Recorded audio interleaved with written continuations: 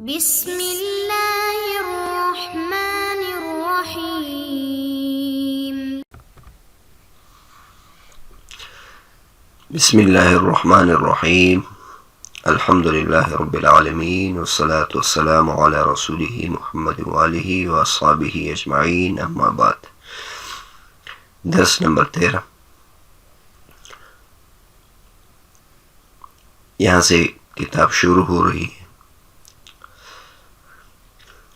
وصلی اللہ علی سیدنا محمد وآلہ وصحبہ وسلم۔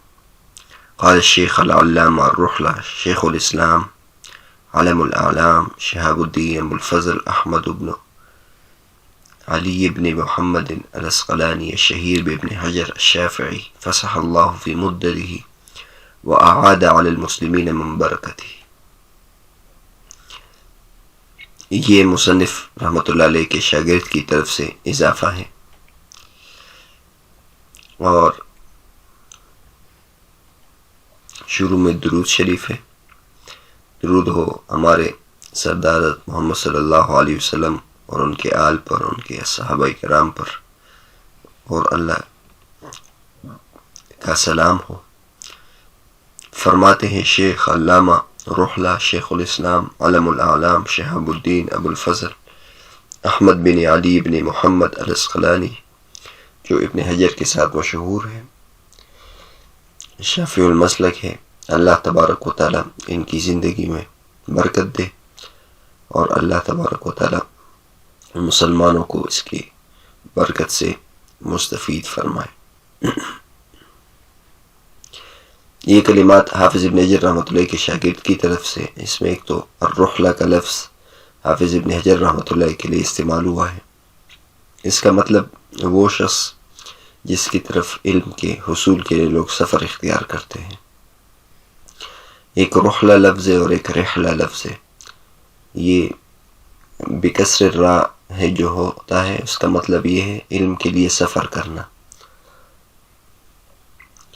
الرحلہ فی طلب الحدیث، اور اس موضوع پر محدثین نے کئی کتابیں لکھی۔ اس میں حافظ ابن حجر رحمۃ اللہ کا مسلک بھی آ گیا کہ وہ شافعی المسلک ہے۔ نیز یہ بھی معلوم ہوا کہ اس نسخے کی کتابت کے وقت حافظ ابن حجر رحمۃ اللہ علیہ زندہ تھے۔ اس کے بعد حافظ ابن حجر رحمۃ اللہ علیہ کا خطبہ شروع ہو رہا ہے۔ وہ فرماتے ہیں الحمدللہ الذی لم یزل عالما قدیرا حیا قیوما سمیعا بصیرا واشہد ان لا الہ الا اللہ وحدہ لا شریک لہ واکبرہ تکبیرا صلی اللہ علی سیدنا محمد الذی ارسلہ الی الناس کافۃ بشیرا ونذیرا وعلی آل محمد وصحبہ وسلم تسلیما کثیرا۔ ترجمہ: تمام تعریفیں اس اللہ کے لیے ہے جو ہمیشہ سے علم قدرت والا ہے، زندہ اور قائم رہنے والے ہیں، سننے اور دیکھنے والے ہیں۔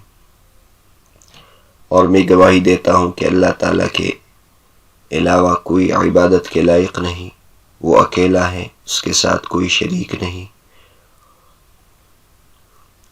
اور میں اللہ تعالیٰ کی تعظیم بیان کرتا ہوں، اور اللہ تعالیٰ درود بھیجے ہمارے سردار حضرت محمد صلی اللہ علیہ وسلم پر، جن کو اللہ تعالیٰ نے تمام لوگوں کی طرف خوشخبری دینے والا اور ڈرانے والا بھیجا ہے۔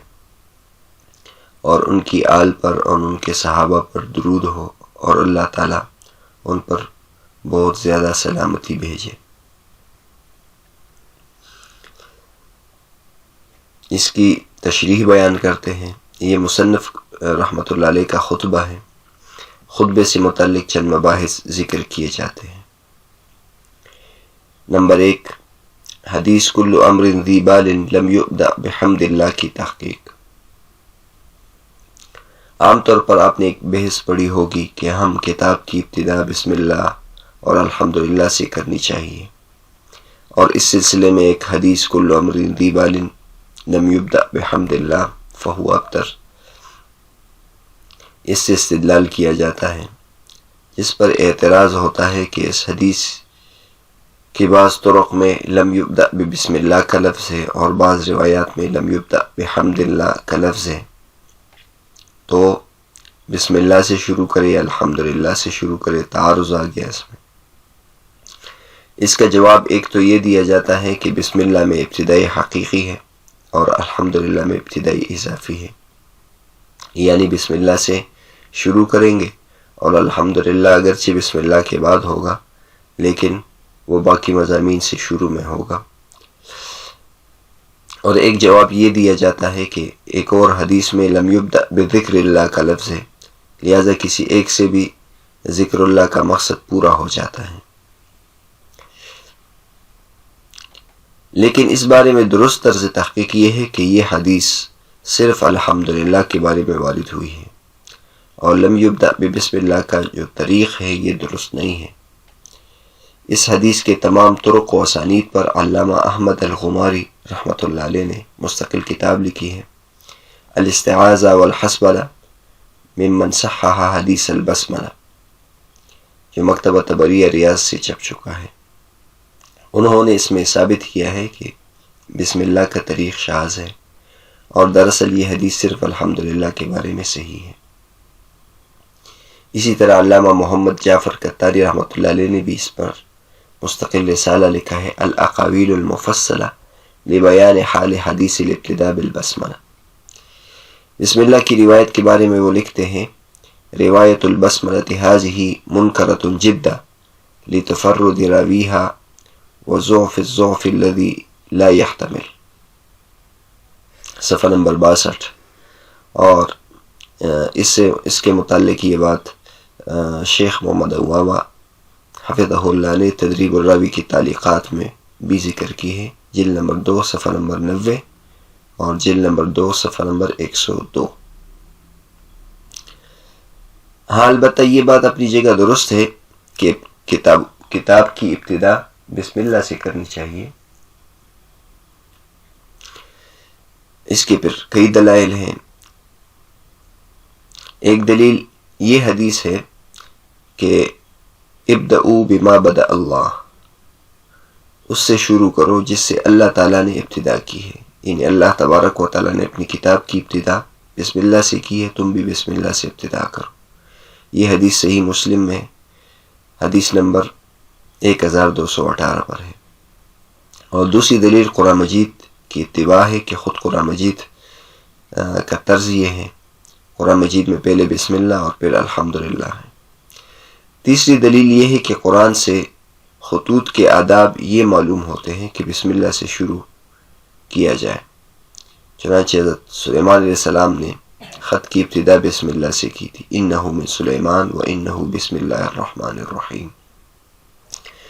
چوتھی دلیل حضور صلی اللہ علیہ وسلم کے خطوط میں بسم اللہ سے ابتدا ہوتی تھی۔ تو بسم اللہ اور الحمدللہ سے ابتدا کے بارے میں تعارض تو ہے، یہ بات تو ٹھیک ہے، لیکن یہ کہنا کہ حدیث کل عمر ذی بال اس کے بعض طرق میں بسم اللہ ہے اور بعض میں الحمدللہ ہے، یہ بات درست نہیں۔ حدیث میں تطبیق کی طرف جانے سے پہلے حدیث کے ثبوت کے بارے میں بھی تحقیق کرنی چاہیے۔ جب وہ حدیث ثابت نہیں تو اس طرح تطبیق کی ضرورت نہیں۔ البتہ یہ ذہن میں آ سکتا ہے کہ مسند احمد میں حدیث نمبر 8712 میں بذکر اللہ کے الفاظ بھی ہیں، لیکن اس کے بارے میں بھی علامہ احمد الغماری رحمۃ اللہ علیہ لکھتے ہیں کہ یہ روایت بالمعنی ہے، اس کو بھی الحمدللہ کی طرف راجع کریں گے۔ حافظ ابن حجر رحمۃ اللہ علیہ فتح الباری میں فرماتے ہیں، والحدیث الذی اشار الیہ اخرجہ ابو عوانۃ فی صحیحہ وصححہ ابن حبان ایضا وفی اسنادہ مقال وعلى تقدیر صحته فالرواية المشهورة فيه بلفظ حمد الله وما عدا ذلك من الألفاظ التي ذكرها النووي وردت في بعض طرق الحديث بأسانيد وهي فتح الباری جلد نمبر 8 صفحہ نمبر 220۔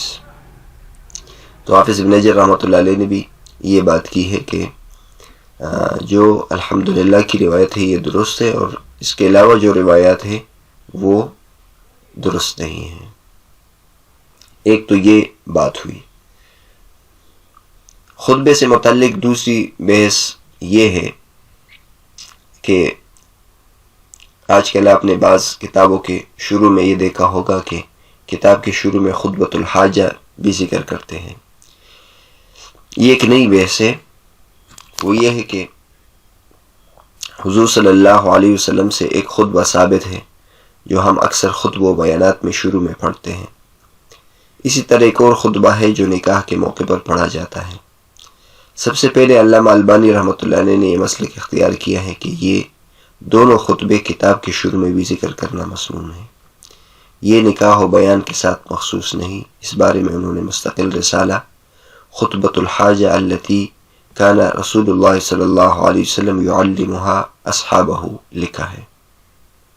وہ دونوں خطبے یہ ہیں: ان الحمد للہ نحمده ونستعینه ونستغفره ونعوذ باللہ من شرور انفسنا ومن سیئات اعمالنا من يهده الله فلا مضل له ومن يضلل فلا هادي له واشهد ان لا اله الا الله وحده لا شريك له واشهد ان محمدا عبده ورسوله يا ايها الذين آمنوا اتقوا الله حق تقاته ولا تموتن الا وانتم مسلمون يا ايها الناس اتقوا ربكم الذي خلقكم من نفس واحدة وخلق منها زوجها وبث منهما رجالا كثيرا ونساء واتقوا الله الذي تساءلون به والارحام ان الله كان عليكم رقيبا يا ايها الذين آمنوا اتقوا الله وقولوا قولا سديدا يصلح لكم اعمالكم ويغفر لكم ذنوبكم ومن يطع الله ورسوله فقد فاز فوزا عظيما. تو علامہ البانی رحمۃ اللہ علیہ وہ یہ کہتے ہیں کہ کتاب کے شروع میں بھی یہ خطبہ ہونا چاہیے. شیخ عبد الفتاح بغداد رحمۃ اللہ علیہ نے ان کے رد میں ایک مستقل رسالہ لکھا ہے. وہ فرماتے کہ یہ خطبہ بیانات کے شروع میں تو مسنون ہے لیکن کتابوں کے شروع میں لکھنا یہ مسنون نہیں ہے.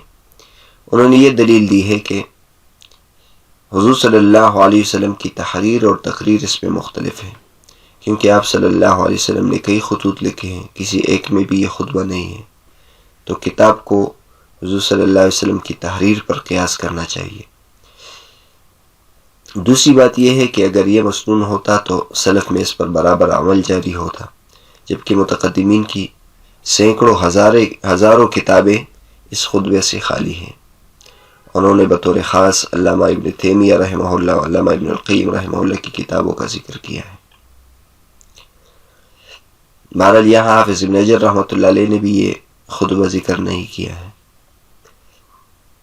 تیسری بات، خطبے میں درود شریف سے متعلق مباحث کا ہوتا ہے.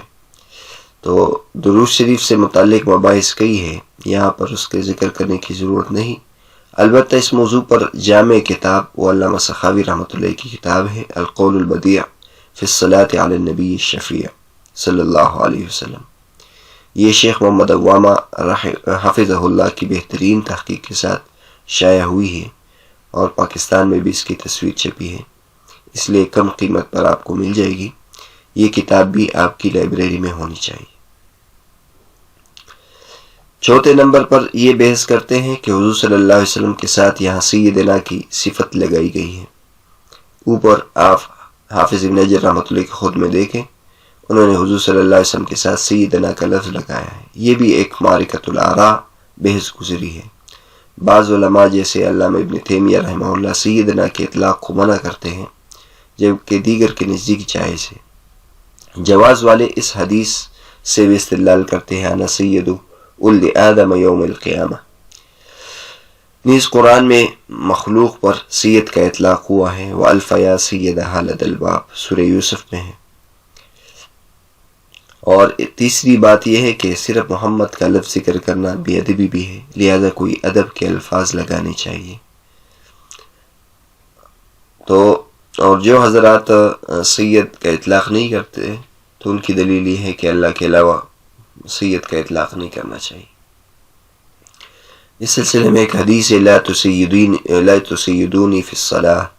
یہ تو بالاتفاق موضوع من گڑت ہے کہ نماز میں مجھ پر میرے ساتھ یہ درود میں میرے ساتھ سید کا لفظ مت لگاؤ. یہ حدیث ٹھیک نہیں ہے.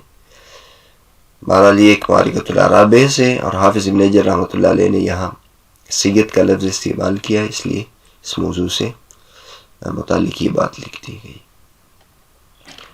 5ویں نمبر پر آل سے مراد. آل سے مراد حضور صلی اللہ علیہ وسلم کے خاندان والے ہیں، تو بعض جگہ آپ نے یہ پڑھا ہوگا کہ آل سے مراد تمام مؤمنین ہیں، کیونکہ ایک حدیث میں ہے کل تقی و نقی فہو آلی، جو بھی تقویدار اور پرہیزگار ہے وہ میری آل ہے۔ حالانکہ اس حدیث کا یہ مطلب بھی ہو سکتا ہے کہ جو میرے خاندان والے ہیں ان میں میری آل وہ ہے جو تقوی والا ہو، یہ مطلب نہیں کہ عام مؤمنین میری آل ہے۔ جیسے کہ اللہ تبارک و تعالی نوح علیہ السلام کے نافرمان بیٹے کے بارے میں فرمایا انہ لیس من اہلک، کہ وہ آپ کے اہل میں سے نہیں ہے کیونکہ وہ کافر ہیں۔ اور اس سے ایک اور نقطہ معلوم ہوا کہ صرف نسب کام نہیں آتا بلکہ ساتھ عمل بھی ہونا چاہیے۔ چنانچہ علامہ سخاوی رحمۃ اللہ علیہ لکھتے ہیں اس حدیث کے تحت کل تقی و نقی فہو آلی، وقد حمل الحلیمی حدیث الترجمہ على كل تقي من قرابته، ومن الأدلة استدل بها البيهقي على أن اسم الآل للقرابة خاصة لا لعامة المؤمنين۔ المقاصد الحسنہ للسخاوی صفحہ نمبر 40۔